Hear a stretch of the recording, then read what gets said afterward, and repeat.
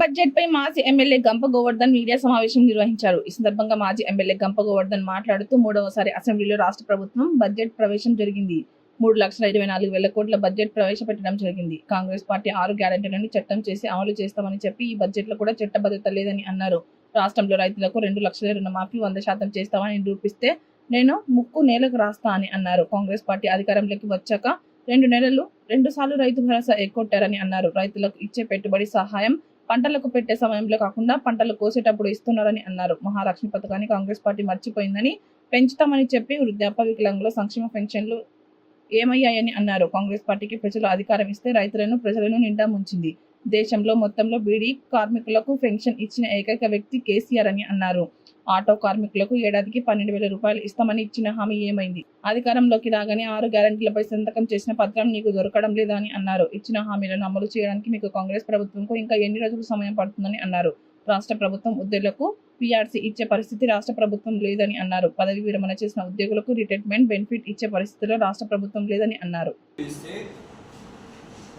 ఆ రోజు ఢిల్లీలో ఉన్నటువంటి ఆది నాయకుడు కాంగ్రెస్ పార్టీ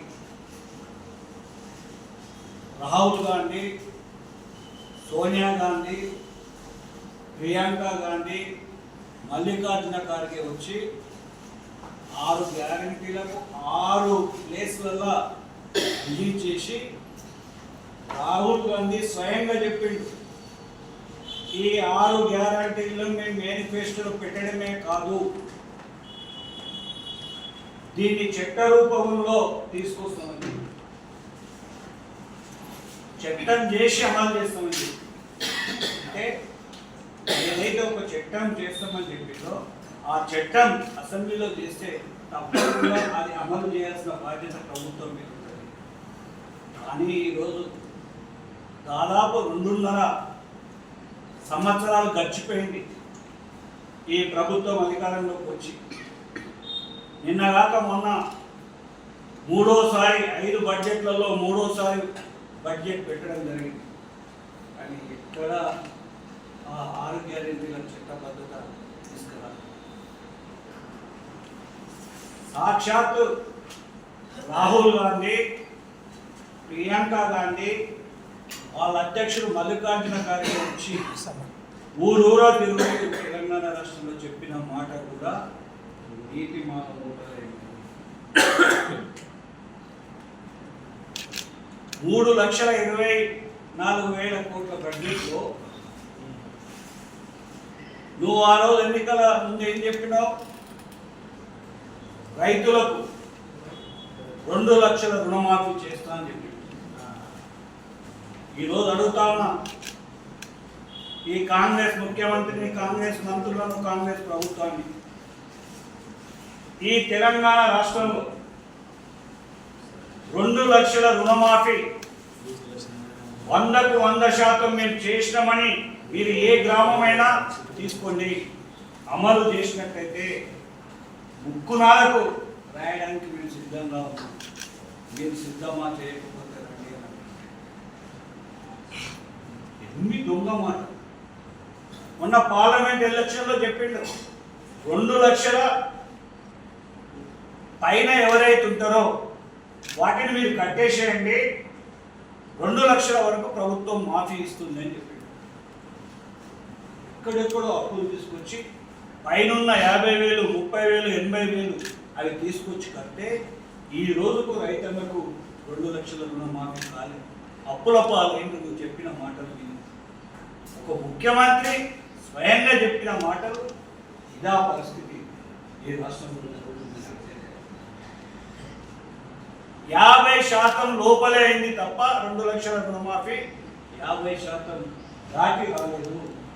దమ్ముంటే కాంగ్రెస్ నాయకులకు, ఈ ప్రభుత్వానికి ఏ గ్రామమైనా సెలెక్ట్ చేసుకోండి ఈ రాష్ట్రం మొత్తం, మీరు 100% 2 లక్షల రుణమాఫీ చేసినట్టయితే రాయడానికి సిద్ధంగా. మీరు సిద్ధంగా చేయకపోతే మీరు చూస్తున్నారు రైతు భరోసా. ఈ ప్రభుత్వం వచ్చిన తర్వాత 2 రైతు భరోసాలు ఎగ్గొట్టిండు, 2 రైతు భరోసాలు ఎగ్గొట్టిండు. నిన్న కేసీఆర్ సార్ హయాంలో సిద్దిపేట నియోజకవర్గం నంగనూరు మండలం నర్మెట్టలో పామ్ ఆయిల్ ఫ్యాక్టరీ ఆ రోజు 300 కోట్లతోనే ప్రారంభించి దాదాపు పూర్తి చేసిన ఫ్యాక్టరీని ఇనాగ్రేషన్ చేసి అక్కడ రైతు భరోసా వేసుడు స్టార్ట్ చేసిన ఒక్క ఎకరం వరకు అది 45 రోజులు లోపల మొత్తం మందికి ఇస్తా. ఆయన ముఖ్యమంత్రి రేవంత్ రెడ్డి నాట్లేసి ఎన్ని రోజులు అయింది, వచ్చే నెల కోతలకు వస్తున్నాయి, కొంత ఈ నెల ఎండింగ్ కోతలు స్టార్ట్ అవుతాయి, బాన్సువాడ ఏరియా అటువంటి అయితే కోతలు ముందే స్టార్ట్ అవుతాయి. నువ్వు కోతలను ఇవాళ హల్దీవాగు మీరు చూస్తున్నారు, తూప్రాన్ దగ్గర నిండు కుండల హల్దీవాగు పారుతుంది. కేసీఆర్ చేసింది అది. ఇవాళ కేసీఆర్ కాళేశ్వరం కూలిందంటున్నవే, ఆ కాళేశ్వరం నుంచి కట్టినటువంటి కాళేశ్వరం ప్రాజెక్టులో భాగంగా కట్టినటువంటి మల్లన్న సాగర్ నుంచి నువ్వు హైదరాబాద్ తాగేందుకు నీళ్ళకి 7,000 కోట్ల మన శంకుస్థాపన చేసినావు కదా, అది కూలైపోయిందన్నాక నీళ్లు మల్లన్న సాగర్కి వేడికి వచ్చినాయి. ఇలా 7,000 కోట్లు పెట్టి నువ్వే కదా శంకుస్థాపన చేసినావు హైదరాబాద్ నెయ్యడానికి. అంటే ప్రజలని ఏ విధంగా మోసం చేస్తారు? ఇలా మల్లన్న సాగర్ కాళేశ్వరం ప్రాజెక్టులో భాగం కాదా? కొండపోచమ్మ సాగర్, రంగనాయక సాగర్, సిద్దిపేట కాదా? కొండమ్మ కాళేశ్వరం ప్రాజెక్టులో భాగం కాదా? ఎన్ని కిలోమీటర్ల చొప్పున ఉంది కాళేశ్వరం ప్రాజెక్టు? ఎక్కడి కాళేశ్వరం, ఎక్కడి నిజాం సాగర్ నింపుతా ఉన్నాము? వాస్తవాలను పక్కన పెట్టి కాళేశ్వరం కూలింది, ఒక 2 పియర్స్ కూలన్నాయి, మొత్తం ప్రాజెక్టే కథమైంది. ఎన్ని రోజులు చెప్పుకోబోతుంది? ప్రజలకు నువ్వు ఇచ్చిన హామీలను అడుగుతున్నాం మేము మా కొత్త చరిత్ర అడుగుతలే, కొత్త హామీలు అడుగుతలే. నువ్వు ఏదైతే 406 గ్యారంటీల పేరు మీద 420 హామీలు చెప్పినావో, మేనిఫెస్టో ఇచ్చినావో, ఊరూరా చెప్పినావో అవే అమలు చేయమని కోరుతా ఉన్నాం. 3 బడ్జెట్లలో కూడా ఒక పైసా కేటాయించలేదు. ఇంకెన్నడూ కేటాయిస్తామని అడుగుతా ఉన్నాం. ఒక్కటి కాదు చెప్పుకుంటా పోతే అసలు ఒకటా రెండా, అమ్మ మామూలుగా లేదు. నేను ఒకటే, ఈరోజు ప్రతిపక్ష పార్టీగా బీఆర్ఎస్ పార్టీ ఈరోజు ఈ 2-3 రోజుల్లో ఈ 6 గ్యారంటీలకు దున్నపోతు మీద వానవడ్డు ఉంది ఈ ముఖ్యమంత్రికి, ఈ ప్రభుత్వానికి. ఇది చేసే పరిస్థితి కనబడతలేదు. దానికోసం ప్రైవేటు బిల్లును ప్రతిపక్ష పార్టీగా బీఆర్ఎస్ పార్టీ 2 రోజుల్లో అసెంబ్లీలో పెట్టబడుతున్నాం. 6 గ్యారంటీలకు చట్టబద్ధత చేయాలి అని ప్రైవేట్ బిల్లు పార్టీ తరఫున, భరోసా తరఫున అసెంబ్లీలో పెట్టబోతున్న సంగతిని పూర్తి చేస్తాం. ఈ మొండి ప్రభుత్వానికి, ఈ గుడ్డి ప్రభుత్వానికి మేల్కొల్పడానికి, ఇచ్చిన హామీలు అమలు చేయడానికి భరోసా పార్టీ పోరాటం చేస్తుంది. మిమ్మల్ని వదిలిపెట్టే ప్రసక్తి లేదని ఈ కాంగ్రెస్ ప్రభుత్వానికి, ముఖ్యమంత్రికి హెచ్చరిస్తాం. ఇది పూర్తిగా 3,24,000 కోట్ల బడ్జెట్ ఏదైతే పెట్టినవో ప్రజలను మోసం చేసే బడ్జెట్, ప్రజలకు ఇచ్చిన హామీలను తుంగలో తొక్కే బడ్జెట్, పేద ప్రజలను ఈ బడ్జెట్ విస్మరించింది. ఇప్పటికైనా కళ్ళు తెరవకపోతే ఈ ప్రభుత్వాన్ని, ముఖ్యమంత్రిని వదిలిపెట్టే ప్రసక్తి లేదని హెచ్చరిస్తూ తీసుకుంటాం. 45 రోజులు ఇన్స్టాల్మెంట్ ప్రకారం ఇస్తావా? నువ్వు చెప్పింది ఏం జరగదు. ఇలా చేస్తున్నది ఏంటి? నువ్వు రైతులను నిండా మోసం చేసి ముంచుతున్నావు. కేవలం గాలి మాటలు చెప్పుకుంటా ముఖ్యమంత్రి. అసలు ఒక మనిషి అనేవాళ్ళు ఒక దేవుని మీద ఒక ప్రమాణం చేస్తే భయంతో అది అమలు చేయడానికి ప్రయత్నం చేస్తారు ప్రతి మనిషి. ఏ జిల్లాకు తిరిగితే ఆ జిల్లాకు పార్లమెంట్ ఎన్నికల్లో ఆ దేవుళ్ళ మీద ఒట్టు పెట్టి మరీ చెప్తివి. ఏమైపోయాయి నీ మాటలు? అదేవిధంగా మహాలక్ష్మి 18 ఏళ్ళు నిండిన ఆడ బిడ్డ అందరికీ నెలకు 2,500 రూపాయలు 1వ తారీఖున మీ బ్యాంకు ఖాతాలో జమ చేస్తామని బడ్జెట్ ఆ ఊసే లేదు, కానీ ప్రసక్తే లేదు. అది మర్చిపోయిండు. 6 గ్యారెంటీలు ఎలా ఎటుపోయింది? మహిళలు ఏం పాపం చేసిండు? నువ్వు చెప్పిన ఇన్ని మాటలకు నమ్మి నీకు ఓటేస్తే ఇలా రైతులను ఒక పక్క, మహిళలను ఒక పక్క ఉంచుతావు. అంతెందుకు, ముసలి వాళ్ళు పాపం కేసీఆర్ 200 పెన్షన్ 2,000 రూపాయలు చేస్తే, వికలాంగులకు 500 ఉన్నది 4,000 రూపాయలు చేస్తే, నువ్వు వికలాంగులకు 6,000 చేస్తా అంటే, ముసలి వాళ్ళు వితంతు పెన్షన్లు 4,000 చేస్తా అని చెప్పి ఏమైపోయాయి? ఎటుపోయాయని ఆమె 3వ బడ్జెట్లో 1 రూపాయి అన్న వీటికి కేటాయించినామని అడుగుతారు. ఒక్కటంటే 1 రూపాయి 4,000 పెన్షన్ కానీ 6,000 వికలాంగుల పెన్షన్ కానీ 1 రూపాయి బడ్జెట్లో పెట్టినామని అడుగుతాం. ఇంకెన్నో అమలు చేస్తావు? ముసలాళ్ళ కలకల కూడా నీకు తగలదా అని నేను అడుగుతా ఉన్నాను. ఇటు రైతులది, ఇటు ఆడబిడ్డలది, వితంతులది, ముసలి వాళ్ళది, వికలాంగుల కలకలది తగలదా అని. కేసీఆర్ 2,000 ఇచ్చింది కదా, ఈ పెద్ద ఇంకా నేను డబుల్ చేస్తా అనుకున్నాను నమ్మి నీకు పదవిస్తే, అధికారం చేతికిస్తే ఇంత ప్రజలను నిండా ముంచుతావా రేవంత్ రెడ్డి? కేసీఆర్ ఒక అవ్వకే ఇస్తుండు.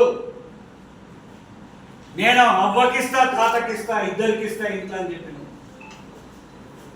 నువ్వు మాట్లాడింది బహిరంగ సభలలో రికార్డ్స్ ఉన్నాయి, ఇలా చూస్తూ ఉన్నాం అందరం. నీ కనీసం నువ్వు చెప్పిన మాటను అమలు చేయడానికి నీకు ఎందుకు చేతులు వస్తలేవు అన్నాడు. ఎంతో మంది ఈ దేశంలో 7-8 రాష్ట్రాలలో బీడీలు చేసే బీడీ కార్మికులు ఉన్నారు, మన అక్క చెల్లెలు ఉన్నారు. ఈ దేశం మొత్తంలో బీడీ కార్మికులకు పెన్షన్ అనేది లేదు. కానీ కేసీఆర్ గారు తెచ్చిన తెలంగాణలో అందరినీ కాపాడుకోవాలని బీడీ కార్మికులకు కూడా తంబాకుతోని ఆరోగ్యాలు చెడిపోతున్నాయి, వాళ్ళకు ఆసరా అయ్యాలని ఆ రోజు 2,016 రూపాయలు పెన్షన్ స్టార్ట్ చేసి నువ్వు ఎన్నికలలో చెప్పినావు. ప్రభుత్వం అధికారం రాగానే డిసెంబర్ 9 నాడు బీడీ కార్మికులు కొత్త పెన్షన్లు ఎవరైతే 60 ఏళ్ళు నిండిన వాళ్ళకి ఇస్తానో ఒక్క కొత్త పెన్షన్ ఇప్పటికీ లేదు. 2.5 సంవత్సరాలు అయింది. ఒక్కరికంటే ఒక్కరికి పెన్షన్ ఇచ్చిన వాళ్ళని అడుగుతాం. నువ్వు ఆటో కార్మికులకు మీరు చూస్తున్నారు, ఫ్రీ బస్ చేసిన తర్వాత ఈరోజు ఆటో కార్మికులను ఆదుకుంటా సంవత్సరానికి 12,000 రూపాయలు వాళ్ళకి ఇస్తాను. ఏ ఆటో కార్మికుల కన్నా 1 రూపాయి ఈ రోజు వరకు వాళ్ళ ఖాతాలో ఇచ్చినావు అని అడుగుతావు. నువ్వు 406 గ్యారెంటీల పేరు మీద 420 హామీలు ఇచ్చినావు. 1 కాదు 2 కాదు, 420 హామీలు ఇచ్చినావు. ఏమైపోయినాయి నీ హామీలు, నీ మేనిఫెస్టో? ఇటు ఆటో కార్మికులకు ద్రోహం చేయడం, యువకులకు చదువుకునే నిధులకు ఒక్కొక్కరికి ఒక స్కూటీ కొనిస్తా అని చెప్పింది. ఈ రాష్ట్రం మొత్తంలో ఏ ఒక్కరికన్నా ఒక స్కూటీ కొనిచ్చినవా అని అడుగుతా ఉన్నా. నిరుద్యోగ యువకులకు నెలకు 4,000 ఇస్తా అని చెప్పినాం. అటు స్కూటీ లేదు, నిరుద్యోగులకు 4,000 వృత్తి లేదు, నిరుద్యోగ వృత్తి లేదు. అదేవిధంగా 5 లక్షల రూపాయలు చదువుకి ఇస్తాను. ఎటువైనా హామీ నువ్వు 6 గ్యారెంటీల మీద పెట్టిన సంతకం దొత్తలేదా అని అడుగుతాను. ఏడమాయమైంది నీ సంతకం పెట్టిన ఫైలు నీ ప్రభుత్వంలో అని అడుగుతాను. ముఖ్యమంత్రిగా చెప్పిన మాటలు ఒక పార్టీగా 100 సంవత్సరాల పైన ఉన్నటువంటి పార్టీ అని చెప్పుకునే వాళ్ళు ఇలా మీరు ప్రజలను మోసం చేస్తా ఉన్నారు. యువకులను, మహిళలను, రైతులను, కార్మికులను, రైతు కూలీలో చెప్పినావు సంవత్సరానికి 12,000 రూపాయలు ఇస్తానని. ఒక్క రైతు కూలికి ఇచ్చినవా ఇప్పటి వరకు అని అడుగుతావు. ఏమీ లేదు. నువ్వు చెప్పిన హామీలు ఒక్కసారి సరిచూసుకో. నీ మేనిఫెస్టోని మళ్ళొక్కసారి చదువు. అందులో ఎన్ని చేసినావు, నువ్వు హామీలు అమలు చేసినావు నీ తెలంగాణ ప్రజలకు చెప్పు. 3వ బడ్జెట్ ప్రవేశపెట్టినావు. నీకు 60% నీ కాలం గడిచిపోయింది. ఇక 2 బడ్జెట్లు ఉంటాయి. ఇప్పుడే చేయలేని పెద్ద ఆయన ఇంకా రేపు ఏం చేస్తూ ఉన్నాడు. ఎన్ని డిసెంబర్లు పోతే చేస్తారు. ఇంకెన్ని రోజులు కావాలి ఈ హామీలు అమలు చేయడానికి? నువ్వు ఇచ్చిన హామీలే, ప్రజలకు చెప్పిన హామీలే.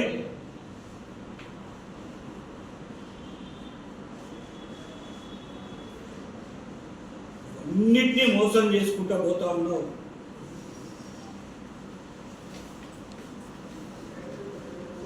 ఉద్యోగులు, పెన్షన్దారులకు నువ్వు ఎన్నెన్ని హామీలు ఇచ్చినావు. పిఆర్సీ ముచ్చటే లేదు, ఉద్యోగులు దానికి సప్పుడే లేదు. వాళ్ళు ఒత్తుకుంటా ఉన్నారు. ఎన్నో రిప్రజెంటేషన్స్ ఇచ్చారు ఈ ప్రభుత్వానికి. పిఆర్సీ ఇచ్చే పరిస్థితి లేదు. పాపం పేపర్లో మీరు రాస్తా ఉన్నారు, చూస్తూ ఉంటే రిటైర్మెంట్ అయినటువంటి ఉద్యోగికి రిటైర్మెంట్ అయినాక 15 రోజులు, నెల రోజులకు ఆ బెనిఫిట్స్ మొత్తం ఆయన ఉన్నప్పుడు నెల కట్టయినా ఇంకా ప్రభుత్వం కట్టేది కలిపి ఆయనకు ఒక అమౌంట్ వస్తే ఇల్లు కట్టుకోవాలనో లేకపోతే బిడ్డ పెళ్లి చేయాలనో చూనే పరిస్థితి ఉంటుందని ఒక ధీమా కోసం ఆ రోజు అది పెడితే అది కూడా ఇచ్చే పరిస్థితి లేదు. ఇలా అలా ఆరోగ్యాలు చెడిపోయి హాస్పిటల్లో ఉంటే మీరే పేపర్లలో ఫోటోలతో సహా రాస్తా ఉన్నారు. వాళ్ళకు రిటైర్మెంట్ బెనిఫిట్స్ ఇచ్చే పరిస్థితి లేదు. ఇంత దౌర్భాగ్యమైనటువంటి ప్రభుత్వమా ఇదని అడుగుతాను. 61 సంవత్సరాలు కష్టపడి ప్రభుత్వానికి పనిచేసినటువంటి ఉద్యోగులకు నువ్వు రిటైర్మెంట్ బెనిఫిట్స్ ఇవ్వవా? వాళ్ళ హాస్పిటల్లో ఉంటే డబ్బులు ఇచ్చే పరిస్థితి లేదు. మొన్న యొక్క ఎస్ఐ 32 లక్షలు ఆయనకు రావాల్సినవి హాస్పిటల్లో చావు బతుకులను ఉంటే దానికి హైకోర్టుకు పోతే మొన్న ఆయనకు రిలీజ్ చేసింది. ఇదా ఎంతమంది హైకోర్టుకు పోవాలా?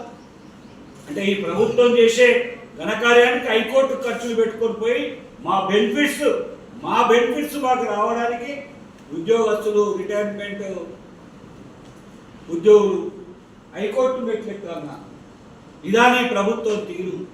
ఇదా నీ పాలన తీరు? ప్రజాప్రభుత్వం ఏది నీ ప్రజాప్రభుత్వం? ఎక్కడుంది నీ ప్రజాప్రభుత్వం? చెప్పిన హామీలన్నీ ఎటుపోయినాయి నీ ప్రజాప్రభుత్వంలో?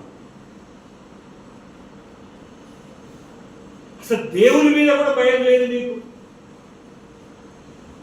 ఆదిలాబాద్ పోతే బాసరా సరస్వతి దేవిని చెప్తే, ఎక్కడ వరంగల్ పోతే భద్రకాళి తల్లి పేరు మీద చెప్తుంది, నీ మహబూబ్ నగర్ పోతే అక్కడే చెప్తుంది. ఇంకే ఎన్ని ఆ దేవుళ్ళ భయం కూడా లేదా నీకు?